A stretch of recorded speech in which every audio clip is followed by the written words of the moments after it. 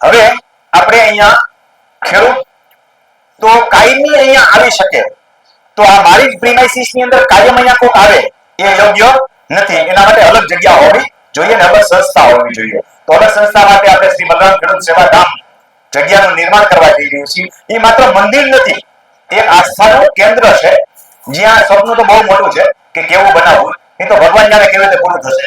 અત્યારે તો મારી પાસે જે ફંડ છે મારી મહેનતથી બચેલું છે આ કામ કરતા એ ઉપરાંત બીજું અહીંયા ઇન્ફ્રાસ્ટ્રક્ચરમાં તમે નહીં માનો 25 લાખ રૂપિયા પાણીની ગોળને વાપરી નાખ્યા છે. તો અહીંયા તમે અહીં બેઠા છો કંઈક સુવિધા તમને મળી છે. એ સિવાય સેવાધામ માટે થઈને પાણી અહીંયા નથી આટલા એરિયામાં. એની પાછળ હમણાં રિસેન્ટલી 2 મહિનાની અંદર મેં 5 લાખ રૂપિયા બગાડી નાખ્યા ના 7 થી 8 લાખ રૂપિયા ઓલા કુવા બાંધકામ ને ભલે સાહેબે એનો ખર્ચો કર્યો પછી પાણી પાછળ એવા 2 કુવા બનાવ્યા. એકમાં ભગવાને પાણી દીધું તો તળિયે સુધી ભખીંદર નીકળ્યું, 33 ફૂટેથી બાંધો.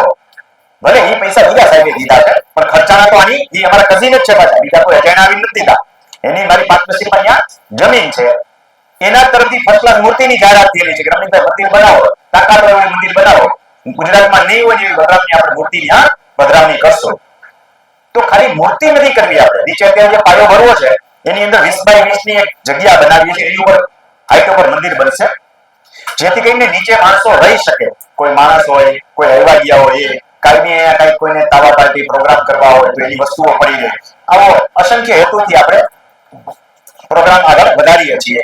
એ ઉપરાંત તમે મારા વિડીયો જોયા હશે કે દિવાળી અને સાતમ આઠમ દરમિયાન કોઈને અહીંયા ફરવા આવવું હોય તો રહેવાની સુવિધા આપણે આપીએ છીએ. એનો વ્યાપ વધે એટલે પણ સંસ્થાની અંદર આપણે આવી બધી પ્રવૃત્તિઓ કરવાના છીએ.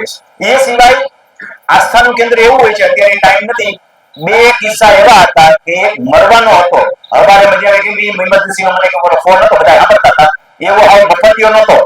એ ખરેખર ઇમરજન્સી વાળો હતો. મેં એને રાતના 2 વાગે જો રિપ્લાય ન કર્યો તો હવારે મરી ગયો. એ આખી વાર્તા નથી કરવી પણ એ જીવી ગયો. આવી કોઈ વ્યક્તિ હોય તો પણ આસ્થાના કેન્દ્રે આવે અને મારે એને આશ્વાસન આપવા માટે કંઈ કેવું હોય તો ભગવાનનું ધામ હોવું જરૂરી છે. જેને મુશ્કેલી હોય ને એને ખબર પડે કે તમે ખાલી એમ કહો હું બેઠો છું, આમ કીધું એટલે ઘણું થઈ ગયું.